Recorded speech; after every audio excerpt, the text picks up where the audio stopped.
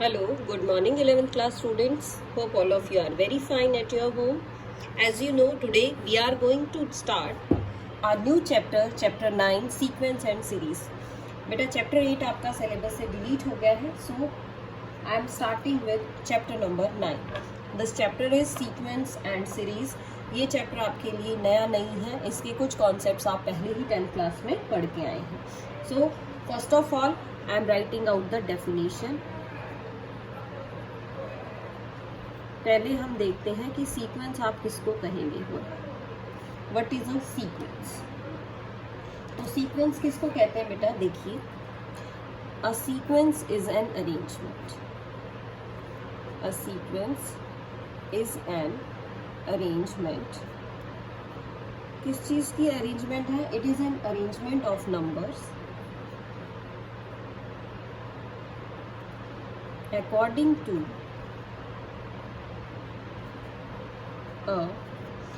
किस चीज के अकॉर्डिंगली करेंगे हम? Fixed rule. यानी हम नंबर्स की अरेंजमेंट कर रहे हैं किसके अकॉर्डिंग? किसी भी एक फिक्स्ड रूल के अकॉर्डिंग. फॉर एग्जांपल मान लीजिए हम एक एग्जांपल ले लेते हैं. मैंने लिखा 2, 4, 6, 8, 10. I am taking one more example there. देखिए अब ये क्या है? इसमें हम लिख रहे हैं 2, 4, 8, 16, 32. And one more I should write है 1/3, 1/3 square, 1/3 cube and so on. तो इनको समझिए बेटा. जो फर्स्ट पार्ट है आपका, जो फर्स्ट पार्ट है उसमें क्या है? उसमें just like the table of 2, इसमें हमने 2 का टेबल ही लिखा हुआ है बेसिकली, या ये कह सकते हैं कि इन सभी में 2 का डिफरेंस है. सेकेंड की बात करेंगे तो इसमें हमने क्या कर रखा है? इसमें हमने सभी टर्म्स को किससे मल्टीप्लाई कर रखा है? एक सेम नंबर 2 से मल्टीप्लाई कर रखा है. और अगर मैं अब इस थर्ड पार्ट की बात करती हूँ तो थर्ड में क्या कर रखा है? इसमें हमने सभी टर्म्स को 1/3 से मल्टीप्लाई कर रखा है. या आप ये कह सकते हैं कि हमने सभी नंबर्स को 3 से डिवाइड कर रखा है. सो ये क्या है? ये आपके लिए एक फिक्स रूल है जिसके अकॉर्डिंगली हमने इन नंबर्स को लिखा है. अब अगर आप इसका चाहें नॉन एग्जाम्पल देखना, एग्जाम्पल्स तो हमने लिख लिए. नॉन एग्जाम्पल इसका सबसे अच्छा एग्जाम्पल है ऑड नंबर्स का सेट. क्या नॉन एग्जाम्पल है इसका? Set of odd numbers. देखिए बेटा, सेट ऑफ ऑड नंबर्स हम लिख के देखते हैं कौन कौन से होते हैं. ये क्या है? 2, 3, 5, 7, देन 11, 13, 17 एंड सो ऑन. इस तरह से हम लिखेंगे तो हम क्या कहेंगे? It is not a sequence. Is not a sequence और प्रोग्रेशन. It is sequence. अच्छा, ये सीक्वेंस नहीं है बट इट इज़ क्या है? Not a sequence because it is not written according to a fixed rule. किसी भी एक फिक्स्ड रूल के अकॉर्डिंग हमने इसको नहीं लिखा है, so it is not a sequence. अब अगर आपने सीक्वेंस पढ़ लिया बेटा, so now we are moving on to 2 types of sequence. Finite sequence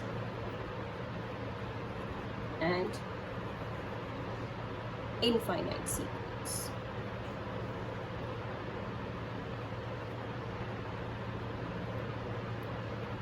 So what is finite sequence? Finite sequence में क्या होगा बेटा? If the number of terms in a sequence is finite. अगर number of terms finite होंगी तो आप कहेंगे then it is called a finite sequence. And similarly, what is an infinite sequence? Infinite sequence क्या होगा? If the number of terms in a sequence is infinite. अगर number of terms क्या हो जाएंगी, इनफाइनाइट हो जाएंगी, तो आप क्या कहेंगे, then it is called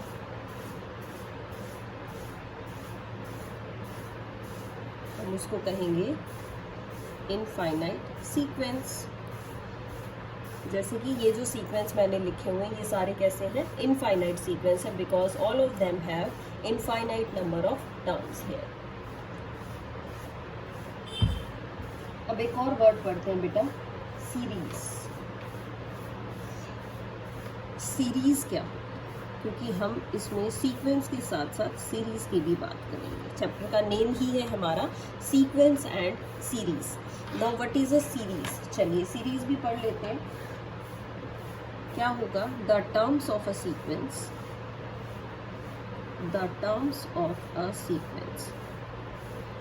sequence है इस तरह से, और जो इसकी टर्म्स है अगर क्या करें, उनको कनेक्ट कर दें, कनेक्टेड बाय पॉजिटिव और negative sign.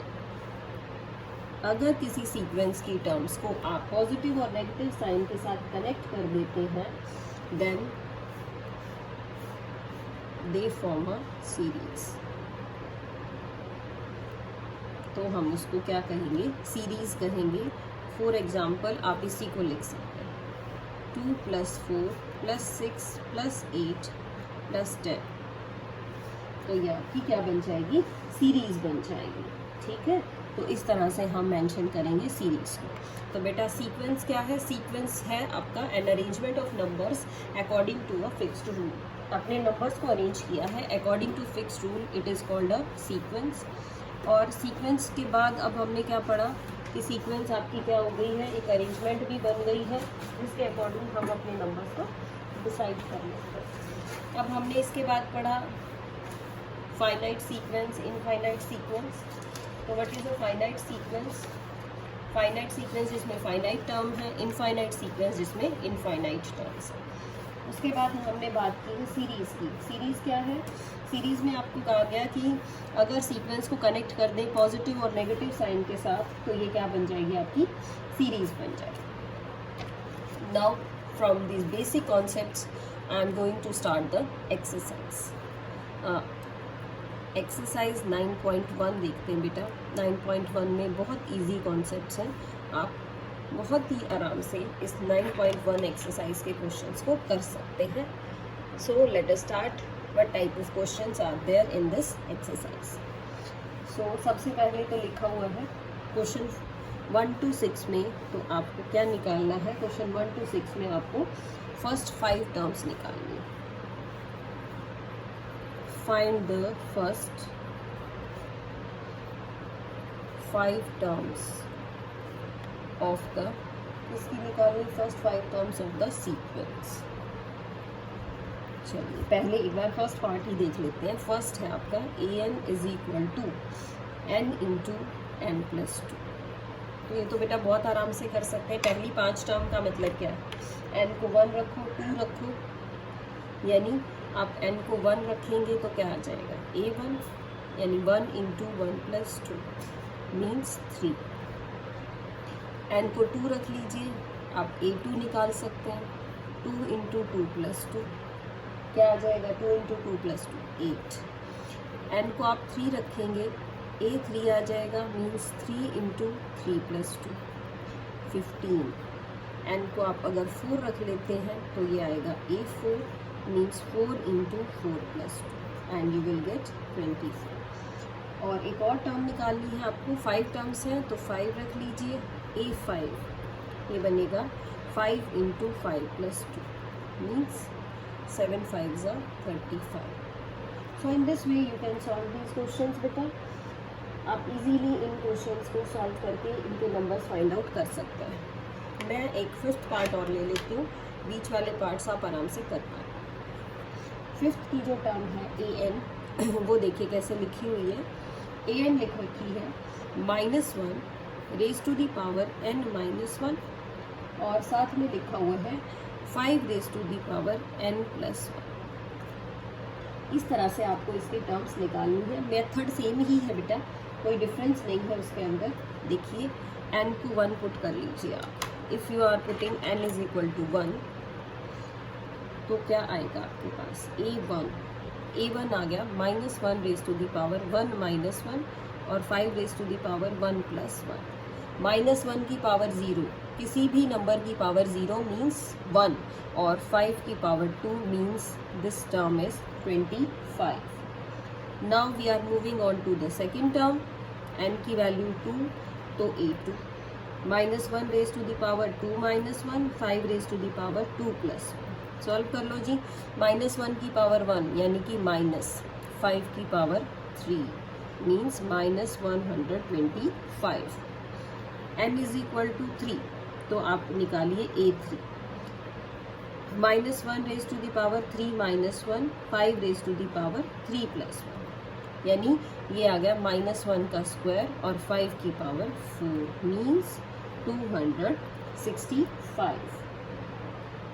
Now n is equal to 4 यानी कि a4 -1 raise to the power 4 -1 5 raise to the power 4 + 1 -1 raise to the power 3 और 5 की पावर 5 मीन्स -1 2 2 5 सॉरी 5 पावर में तो क्या होगा 3125 यस 3125 और n को आप अगर 5 पुट कर देते हैं तो देखिए a5 क्या आएगा -1 रेज टू दी पावर 5 -1 और 5 raise to the power 5 + 1 means -1 की पावर 4 और 5 की पावर 6। आप इसको भी सॉल्व कर लीजिए, ये आ जाएगा 15625। तो इस तरह से आप इसकी सभी टर्म्स फाइंड आउट कर सकते हैं। अब हम बात करेंगे नेक्स्ट वाले क्वेश्चंस की। तो नेक्स्ट जो क्वेश्चंस है फ्रॉम 1 to 10 उसमें आपको क्या फाइंड आउट करना है, जो टर्म आगे लिखी हुई है वो वाली टर्म आपको फाइंड आउट करके दिखानी है। जैसे मैंने क्वेश्चन नंबर 10 चूज कर लिया है। देखिए क्वेश्चन नंबर 10 में क्या क्या है। क्वेश्चन नंबर 10 में आपको an गिवन है बेटा। an क्या है n इंटू n -2 अपॉन में लिखा हुआ है n + 3 और आपको a20 फाइंड आउट करना है। तो अब ये क्वेश्चन उन क्वेश्चन से इजी है, इसमें तो 5 टर्म्स निकालनी थी आपको, लेकिन इसमें हमें 5 टर्म्स नहीं निकालनी। जो टर्म आपको कही गई है सिर्फ आप वही टर्म फाइंड आउट कर रहे हैं। तो किस तरह से फाइंड आउट करेंगे बेटा, आप n को क्या रखिए इसमें 20 रख लीजिए तो ये बन जाएगा a20 means 20 into 20 - 2 upon 20 + 3 so simple. तो 20 इंटू 18 अपॉन 23 आपको दिख रहा है कट, तो ये कुछ हो नहीं रहा है तो आप इसको मल्टीप्लाई करके आंसर लिख देंगे 360/23 ये आपका a20 आ गया। इस तरह से बेटा कर सकते हैं। तो जितने भी क्वेश्चंस हमने किए हैं अभी तक इस एक्सरसाइज के, they are so much easy, आप आराम से कर सकते हैं। इन किसी भी क्वेश्चंस में किसी तरह का भी कोई चेंज नहीं है। सो अब देखते हैं थोड़ा सा डिफरेंट क्वेश्चन है एक दो, उन पे देखेंगे कि क्या करना है। हाँ जी, जो क्वेश्चन नंबर 11 से है 11 to 13 में हमें उनकी कॉरस्पॉन्डिंग टर्म्स फाइंड आउट करनी है। कॉरस्पॉन्डिंग टर्म्स कैसे फाइंड आउट करेंगे, आई थिंक मैं आपको क्वेश्चन नंबर 14 करके दिखाती हूँ। 14 में क्लियर हो जाएगा आपको कि कौन कौन सी टर्म और किस टाइप से फाइंड आउट करनी चाहिए थी।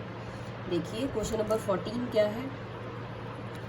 14 की स्टेटमेंट है बेटा, सीक्वेंस दिया हुआ है आपको, इसका नाम है फिबोनाची सीक्वेंस। तो फिबोनाची सीक्वेंस क्या है, फिबोनाची सीक्वेंस है a1 is equal to a2 is equal to 1। ये दोनों तो 1 दिए हुए हैं और साथ साथ क्या दिया हुआ है and an is equal to, an कैसे निकाला गया है an - 1 प्लस an, इस तरह से n - 2 है ये भी an निकालेंगे और साथ साथ कंडीशन है n इज ग्रेटर देन 2। तो इस कंडीशन को भी हमें साथ में ही समझना होगा, ठीक है।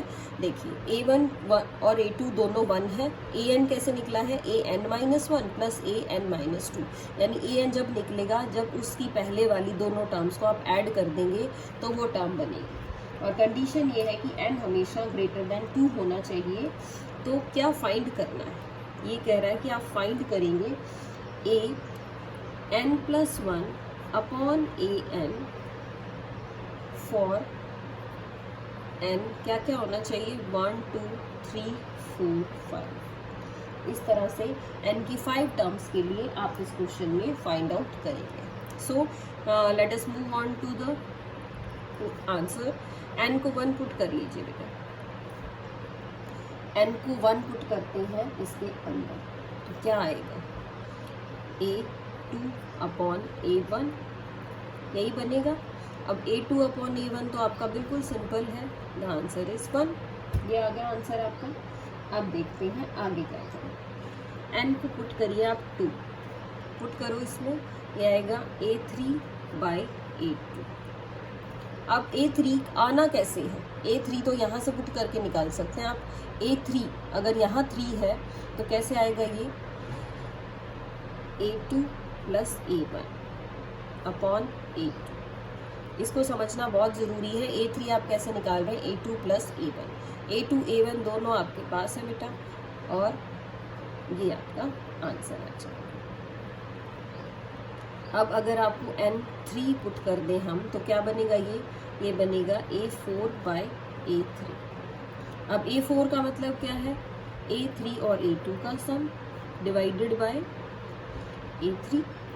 अब a3 क्या आपने निकाला, अभी देखिए a3 हमने न्यूमरेटर में निकाला, a3 इज 2, तो a3 तो 2 और a2 1 और नीचे रखिए a3। ध्यान से करना है, वैल्यूज़ की पुट करने में गड़बड़ नहीं होनी चाहिए। And the next one is n is equal to 4, n को 4 रखा तो ये बन गया आपका a5/a4। What is a5? a5 is a4 + a3 divided by a4। अब a4 देखते हैं बेटा क्या है, a4 है आपका 3 और a3 प्लस a3 क्या निकाला था आपने, a3 आप नीचे से लिख लीजिए, या तो 2 है और a4 3, तो ये आ जाएगा 5/3। अब n को पुट कर लेते हैं 5, n को 5 पुट करिए तो a6 अपॉन a5। a6 का मतलब a5 + a4 divided by a5। अब इन वैल्यूज़ को ऊपर से लिख लीजिए, a5 मीन्स 5, a4 मीन्स 3 और a5 आपका 5, यानी कि 8/5। तो इस तरह से आपने इसकी सभी वैल्यूज़ को फाइंड आउट कर लिया। तो इस एक्सरसाइज के जो रिमेनिंग क्वेश्चंस हैं वो इजी हैं बेटा, वो आप लोगों के लिए ही छोड़ दिए गए हैं। So try to do all these questions of this exercise. That's all for today in this video. Till then, stay home, stay safe and have a good day. Thank you.